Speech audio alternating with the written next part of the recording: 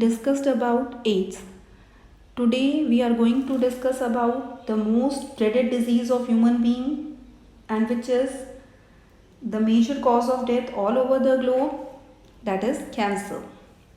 Children, you know that cancer is one of the most dreaded disease of human being. Million of Indians, they die due to this disease annually, right? As it is the most deadly disease, therefore how this disease develop, what is the treatment, how the transformation of cancerous cell takes place, what is the treatment, it is the intense area of research in biology and medicine nowadays. Okay, so most of the research in this field is going on. Now children, you know that two type normal cells. What first of all you should know what is the difference between the normal cell and the cancerous cell. The most important property of normal cell is contact inhibition. It is very important for your examination, so mark it important in your NCERT book. Contact inhibition. Normal cells show the property of contact inhibition. And what is this contact inhibition? Generally what happens, normal cells when divide and redivide, they grow, right? But when they come in contact with each other, after some time their growth stops, right? So this is said to be the contact inhibition, right? So this regulatory mechanism is present in a body. So when these cells, they get differentiated, right, and after differentiation their growth is quite controlled, right, and regulated. That means, what does it mean? It means that when two cells after growing, that is after differentiation and growth, when they will come in contact with each other, after a certain period or after a certain growth, they will not grow further, and this process is said to be contact inhibition. And this property is absent in cancerous cells. Means once they start growing, they never stop growing. Okay, and they grow and grow, and then they form a lump of mass of cells, which is said to be the tumor, right? So cancerous cells does not show the property of contact inhibition. That means their growth is uncontrolled. Okay, now here one table is there in which there is a comparison between normal cell and the cancerous cell. Children, normal cells, they have generally uniform shape and size. If you observe the cell under the microscope, you will see that they have normal cell shape and size, while in cancerous cells they have varieties of shape and size. Now about the reproduction of the cancerous cells, right? These after certain period of time, the normal cells start their division stops, right? But cancerous cells, they don't stop growing, resulting the appearance of tumor. Means their growth is uncontrolled, and in normal cells the growth is controlled, right? Third property is that the normal cells show the property of contact inhibition, which is absent in the cancerous cells, right? Now regarding the communication, normal cell communicate with each other for proper functioning, while no such communication is there in the cancerous cells. Okay. Now normal cell, they start when they divide, they are immature, and after some time they get matured. But in cancer cells, due to their uncontrolled division, they never get mature. They always remain immature over time. Okay, so these are the certain differences between normal cell and the cancerous cell. So you should know these differences. Now, you know children, in cancer generally the tumor is formed. Firstly the tumor, and this tumor may get converted into cancer. So we should know what is a tumor.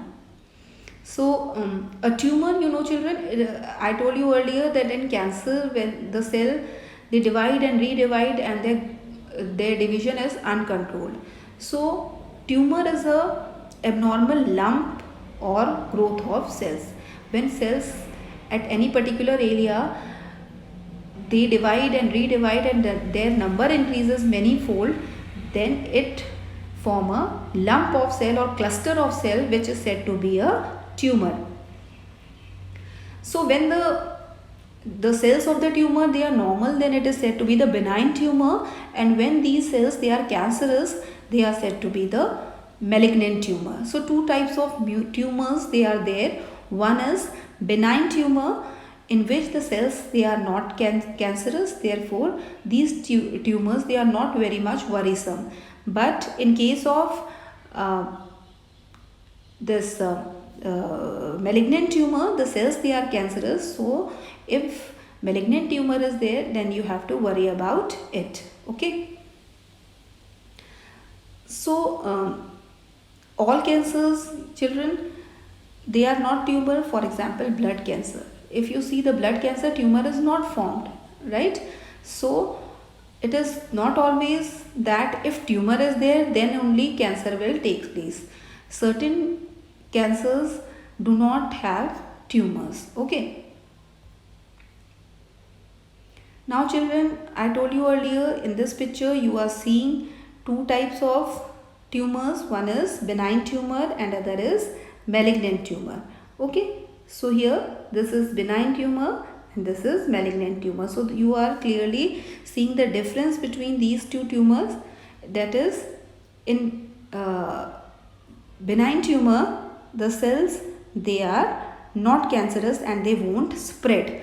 So these cells, these are not spreading, though the lump of cells or cluster of cells, they are there, but they are not spreading from one place to another. While in malignant tumor, you are seeing that these cells, they are moving to some another place. So these are the cancerous cells and they spread from one place to another. Okay.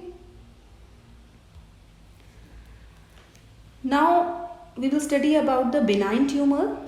I told you earlier that the benign tumors, the cells, they are not cancerous. Okay. So the tumor in which the cells, though the uncontrolled growth of cells, it is there, resulting in the formation of lump, right?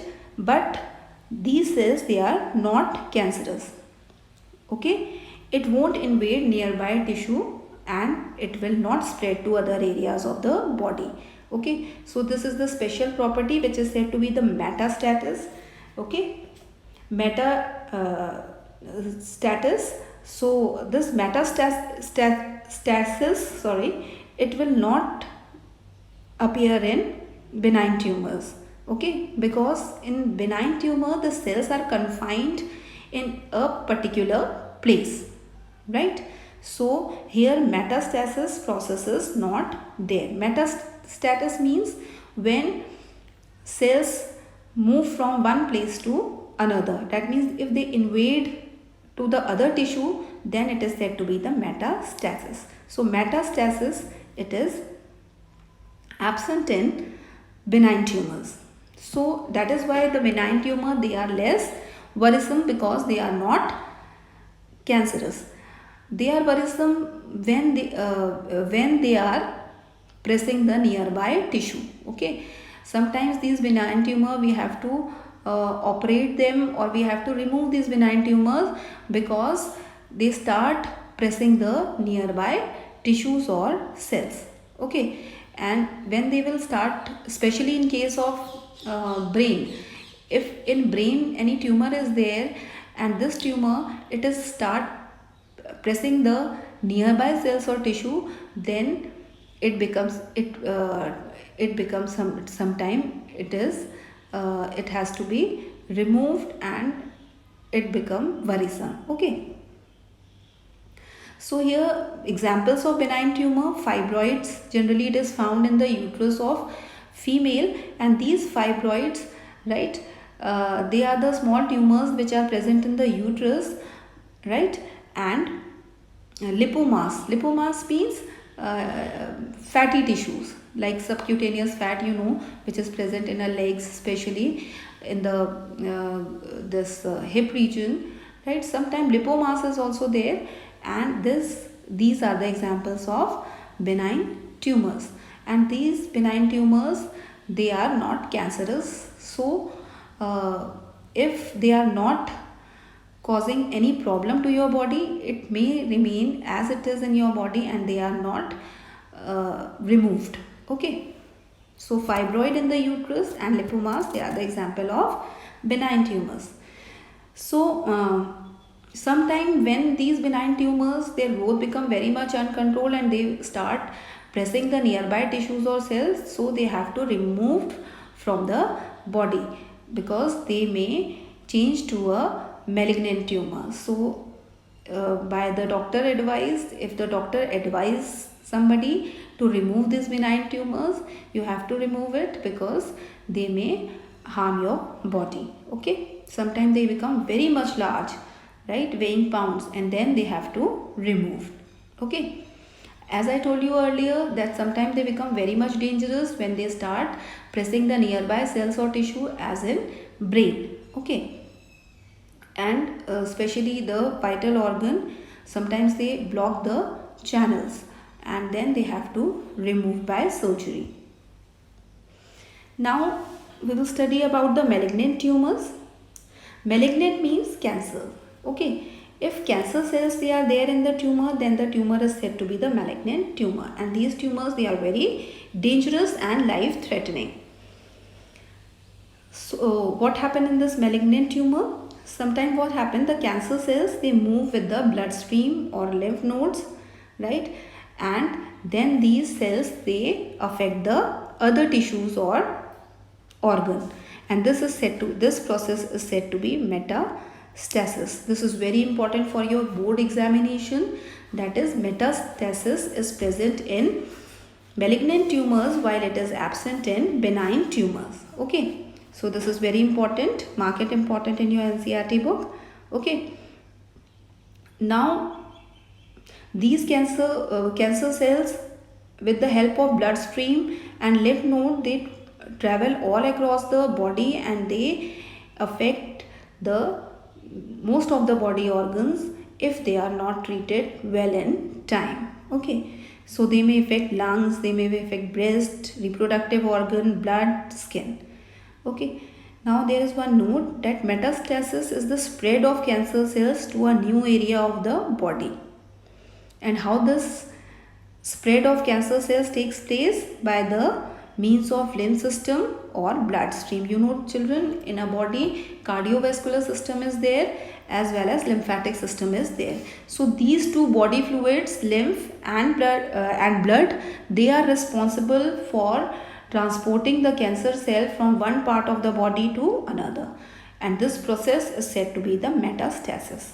Okay, now metastasis cancer or metastatic tumor is one that has spread from primary site of origin or where it has started toward different areas of the body. Okay, so metastasis means cancer has spread all over the part of the body. It means that from its origin it is spread to other part of the body. Now here in this table there are the differences between benign tumor and malignant tumor. It is very important for your examination. Benign tumor, children, it is confined to a particular area where means the point of origin, while in malignant tumor it spread to the other parts of the body by the process of metastasis. Okay, so in benign tumor, rate of growth is very slow. Okay, here the rate of growth is normally very slow. After several years, a small lump of growth of these cells takes place. But in case of malignant tumor, the growth is very fast, right? That is why generally the person suffering from cancer dies, right? Because it acquire all the host, means all the machinery of the organism by affect the nearby areas cells or tissue. So here the rate of growth of cells, it is very rapid or it is very high. If you see in benign tumor, there is no latent stage. Means latent stage here means that when the carcinogen, any carcinogen means cancer causing agent, when you are exposed to that carcinogen and the time between the appearance of symptoms of cancer, means when the cancer will be diagnosed and the exposure to the carcinogen, this time it is said to be the latent period. So here it is, there is no latent period, but in malignant tumor latent period is there. Means if you are exposed to any carcinogen, the symptom will not appear immediately. After many years you will come to know that your this cancer has spread in all over part of your body, and then it become life threatening. So there is no latent stage in benign tumor, and there is a latent stage. Means there is a time gap between the exposure of the carcinogens and the diagnosis of the cancer. Okay. Now next difference is there. In benign tumor, there is a limited change in the body. In cancer, cell migrate to the other areas of the body. This you know very well. Benign tumor, as I told you earlier, there is no metastasis in benign tumor, while in malignant tumor metastasis is there. And benign tumor cells are non-cancerous, and in malignant tumor cells they are cancerous. Right? Now the treatment of cancer. Okay. Now if you want to treat the cancer, what you will do, the surgical treatment is there. Cancerous tissues, they are surgically removed by using the surgery. Radiotherapy is also there.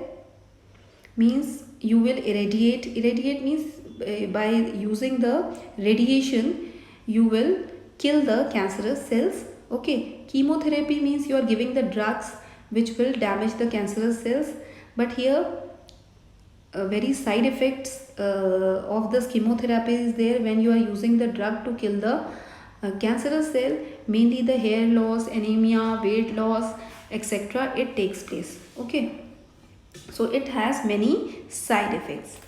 So next which we can use, it is immunotherapy.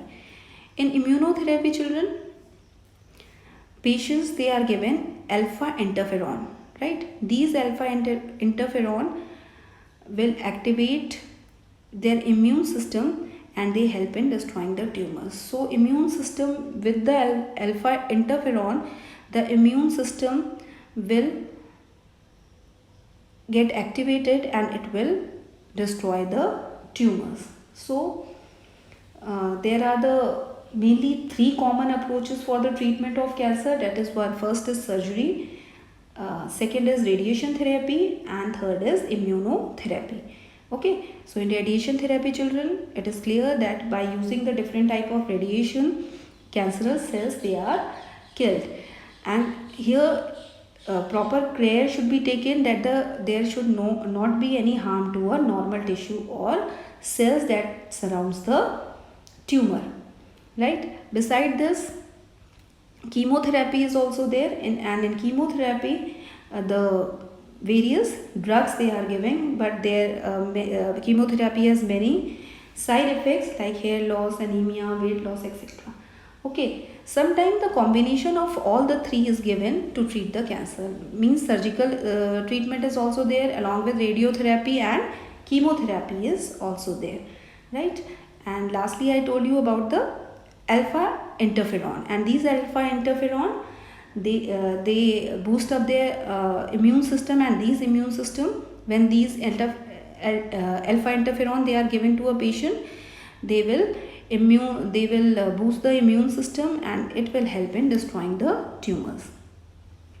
Now cause of cancer. Children, cancer cell, they are also said to be the neoplastic. Neoplastic means cancerous cell. Right. So certain agents which are there, they may be physical, they may be chemical, or they may be biological. These three agents, chemical, physical and biological agent, they are said to be the carcinogens. And these carcinogens, they are responsible for the to cause cancer, right? Certain viruses are also there, and these cancer causing viruses, they are said to be the oncogenic viruses, right? That means these virus has a viral oncogene, and these oncogene will cause cancer. So certain viruses, they are they also cause the cancer, and these viruses, they are said to be the biological agent. Children, you know, viruses we study in the biology. So these cancer causing viruses or oncogenic virus, they are said to be the biological agents. Okay. Now several genes, they are also there, which are said to be the cellular oncogenes or proto-oncogenes, right? And they are found in the normal cells. And sometimes what happen, these when these genes, they come in the contact of the carcinogens, they get activated, and then they lead to the oncogenic transformation. Means they transform the normal cell into the oncogenic cells. Is it clear, children?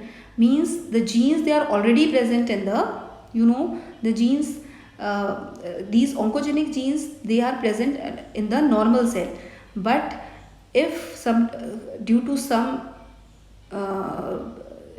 reasons, these oncogenes, they sometimes become activated, and when they become activated, they will cause cancer. Okay.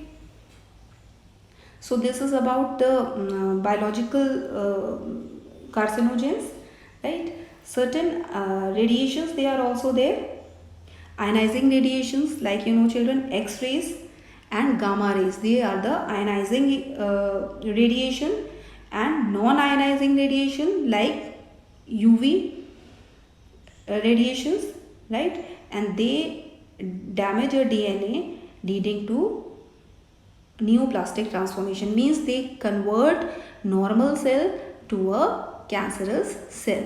So exposure of these radiation, it is not good for our health. Like gamma rays and X-rays, they are said to be the ionizing radiation, ionizing radiations, and UV rays, they are said to be the non-ionizing reagent. I told you earlier that you might have studied in the ozone depletion, when this ozone layer, it is depleting day by day, and due to these depletion of the ozone layer, UV radiation, which are ionizing radiation, they are coming to the earth, and that is why people, they are suffering from skin cancers, because this UV radiation, they acts as a carcinogen, and when they come in the contact, when they these cells, normal cells, they are exposed to these UV radiations, they will become cancerous, resulting in the formation of tumor. Okay. So these radiation, they will convert normal cell into the cancerous cell, and it is said to be the neoplastic transformation. Okay. So chemical carcinogens, they are generally present in a tobacco smoke. Okay. So the tobacco smoke which we inhale, they change the these are the chemicals, right? And they are the major cause of lung cancer. Is it clear? Now cancer detection and diagnosis. So cancer detection is mainly based on the biopsy and histopathological studies of the tissue. Biopsy means, it is clear, bio means the living. If you are taking any cell from the living organism, then it is said to be the biopsy. And histopathological studies means you are taking a tissue, right, for the purpose of study, then it is said to be the histopathological test. So these are the two tests by which cancer detection is done. Beside this, blood and bone marrow test, right? Always tumors are not there in your body. So I told you earlier that, like leukemia or blood cancer, right? In that case, blood and bone marrow test is done, and in this test, what it is observed, that how many cell count has increased, how much, right? So if cell count has increased very much, that means some problem is there. So blood and bone marrow is also used for diagnosis of cancer. Beside this, radiography is there by using the radiation, like ionizing and non-ionizing radiation. right? And computed tomography, right? CT scan. Okay, CT scan is there, which is said to be the computed tomography, in which the image of the tissue, 2D image of the two-dimensional image of the tissue which we get, right? Sorry, in computed tomography we get 3D image of the tissue, and it is very good. Okay, next is the MRI, right? So MRI, you know that magnetic resonance imaging, so they are very useful for the cancer of internal organs. If you want to detect the cancer of the internal organ, then you will use the technique of MRI. Okay, and if you want to detect the cancer of internal organ, you can use MRI, and or you can use computed tomography, right? Because they give the three-dimensional image of the internal organ. Okay, in MRI, strong magnetic field, you know children, magnetic resonance imaging is there. So we are using the strong magnetic field and non-ionizing radiation. I told you earlier, non-ionizing radiation means UV rays, right? And they actually detect the pathological and physiological changes in the living tissue. So computed tomography is used to get the three-dimensional image of the internal organ, while MRI or magnetic resonance imaging is used to detect the pathological and physiological changes in the living tissues. Okay. So children, treatment of cancer we have already discussed, right? So surgical, radiotherapy is there, chemotherapy and immunotherapy. So this much for today children. I think this cancer, treatment of cancer, diagnosis of cancer, metastasis, contact inhibition, all these topics, they are clear to you and they are very important for your examination. So read these topics very much carefully. Okay, and this topic itself, cancer, is very important for your examination. Generally one question asked for your board examination, so it is very important topic. So this much for today children. Thank you very much.